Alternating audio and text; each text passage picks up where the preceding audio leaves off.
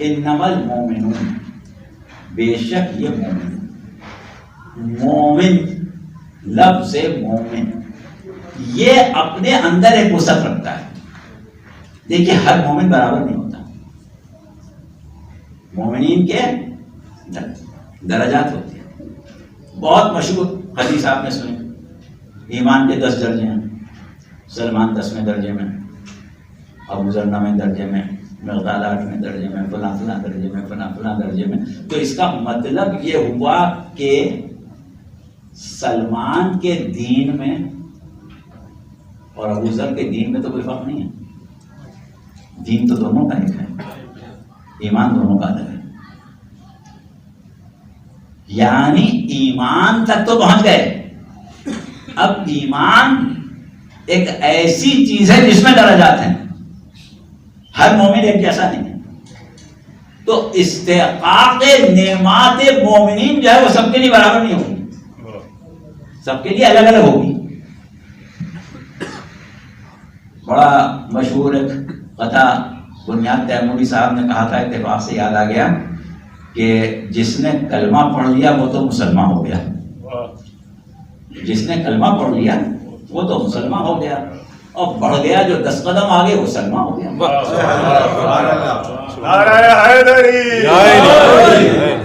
بڑھ گیا جو 10 قدم آگے وہ سلمان ہو گیا. اور جس کے پاؤں پہنچے ہوں نبی کے دوست تک، اور جس کے پاؤں پہنچے ہوں نبی کے دوست تک، رب کعبہ کی قسم وہ کل ایمان.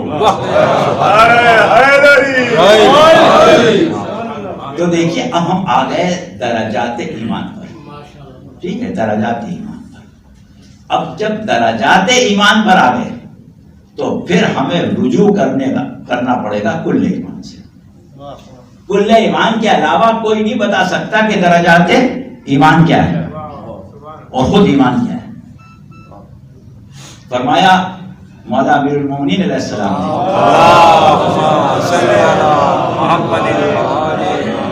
کہ ایمان کے 4 اجزاء ہیں. ایمان کے 4 اجزاء ہیں. توکل علی اللہ، تفویض الامر الی اللہ، رضا بقضاء اللہ، تسلیما لامر. 4 اجزاء جب جمع ہوتے ہیں تو ایمان وجود میں آتا ہے. جس قلب میں یہ نہ ہو، توکل نہ ہو، تفویض نہ ہو، تسلیم نہ ہو، رضا نہ ہو، تو اس نے ایمان کا مزہ ہی کب چکھا؟ اس کا دعویٰ ایمان کھوکھلا ہے. اب یہ وہ چیزیں ہیں جس میں درجات ہیں.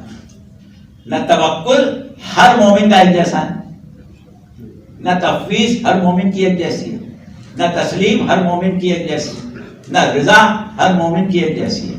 ہر مومن کی اپنی ایک حیثیت ہے، مقام تفویض میں، مقام توکل میں، مقام تسلیم میں، مقام رضا میں. اب جتنے جتنے یہ درجات بڑھتے جائیں گے استحقاق نعمات باری تعالیٰ بڑھتی جائے گی. ٹھیک ہے. تو اب سورہ طلاق میں ارشاد رب العزت ہوا کہ وَمَن يَتَوَكَّلْ عَلَى اللَّهِ فَهُوَ حَسْبُهُ. جس نے اللہ پر توکل کیا بس اللہ اس کے لیے کافی ہو گیا. جس نے اللہ پر توکل کیا اللہ اس کے لیے کافی ہو گیا. یہ آیت پڑھی ایک شخص نے امام موسیٰ کاظم علیہ السلام کے ساتھ.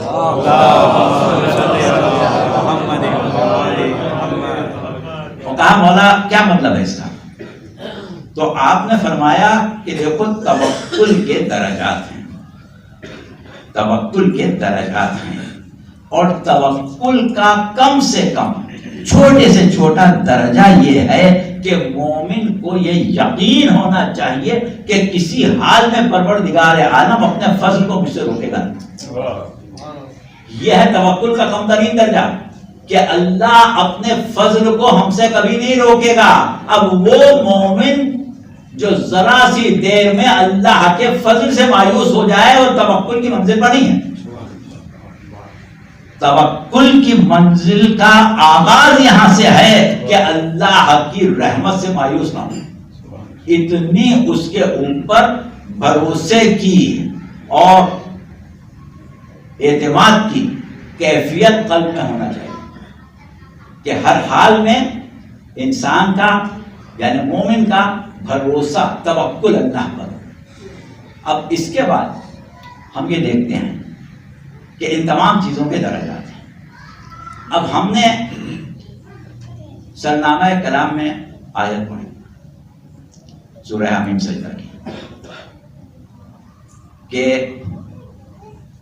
ان الذین قالوا ربنا اللہ ثم استقاموا تتنزل علیہم الملائکہ. وہ لوگ کہ جنہوں نے کہا کہ ہمارا رب اللہ ہے اور اس پر ثابت قدم ہو گئے, ان پر ملائکہ کا نزول ہوتا ہے, ان پر ملائکہ کا نزول ہوتا ہے. اچھا اب دیکھیے ایک عام سی بات ہم آپ کے سامنے رکھیں. اگر کبھی کسی نعمت یا کسی انعام کا اعلان کیا جائے اور اس میں کسی قسم کی کوئی شرط رکھی جائے, قابلیت کی, اہلیت کی کوئی شرط رکھی جائے, مثال کے طور پر اگر یہ کہا جاتا ہے کہ بھئی یہ انعام تو صاحب علم کو ملے گا, تو اب اگر ایک صاحب علم آتا ہے اپنا صاحب علم ہونا ثابت کرتا ہے تو وہ اس انعام کا مستحق تو قرار پائے گا. لیکن اگر کوئی اس سے بڑا عالم آ جائے تو پھر وہ انعام کہاں جائے گا؟ اور اس سے بڑا آ جائے, اس سے بڑا عالم آ جائے. تو دو صورتیں ہیں, یا تو صورت یہ ہو کہ وہ استحقاق جو ہے وہ وہاں جا کے ختم ہو جہاں ایمان کا کمال ہو, اور یا حسب مراتب وہ اعزاز ملتا رہے لیکن اس اعزاز کا کمال وہاں ہو جہاں علم کا کمال ہو. اب پروردگار عالم کیا کہہ رہا ہے؟ ثابت قدمی کو بنیاد بنا رہا ہے, شرط لگا رہا ہے. قالوا ربنا اللہ ثم استقاموا, انہوں نے کہا کہ اللہ ہمارا رب ہے اور ثابت قدم ہو گئے. تو اب ثابت قدمی کے درجات دیکھنا پڑیں گے کہ ثابت قدمی کا آخری درجہ کہاں ہے, ثابت قدمی کا آخری درجہ کہاں ہے. تو ہم آپ کو بس آخری درجے پر براہ راست لیے جاتے ہیں. کوئی اگر آپ کو ایسا ملے کہ جو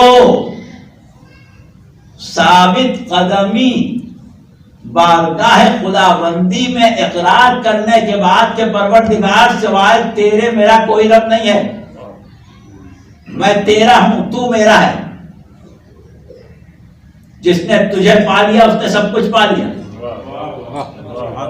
اب وہ مقام ایسا ہے کہ اب کچھ بھی ہو جائے, کوئی بلا آ جائے, کوئی مصیبت آ جائے, کوئی کسی قسم کی تکلیف ہو جائے, کسی قسم کی آزمائش ہو جائے, کسی قسم کا امتحان ہو جائے, مگر رضا بقضائہ و تسلیما لامرہ ان للہ و انا الیہ راجعون. اگر یہ منزل آ گئی تو پروردگار عالم کا وعدہ جو ہے وہ غلط نہیں ہے. ادھر سے بھی آواز آتی ہے یا ایتھا النفس المطمئنہ ارجعی الی ربک راضیۃ مرضیہ. تو اللہ کہا کہ جو ثابت قدم رہے گا اس پر ملائکہ نازل ہوں گے. اب یہ ملائکہ نازل نہیں ہو رہے ہیں تو کیا ہو رہا ہے؟ ملائکہ نازل نہیں ہے تو کیا ہو رہا ہے؟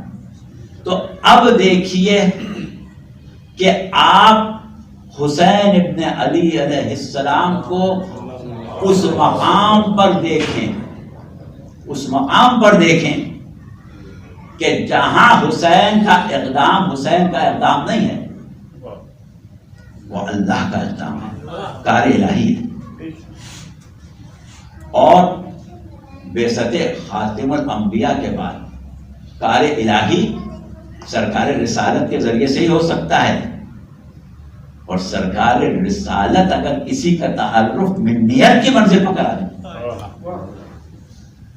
حسین منی وانا من الحسین, تو اب کار حسین نہیں ہے، کار محمد ہے. اقدام حسین اقدام محمد ہے.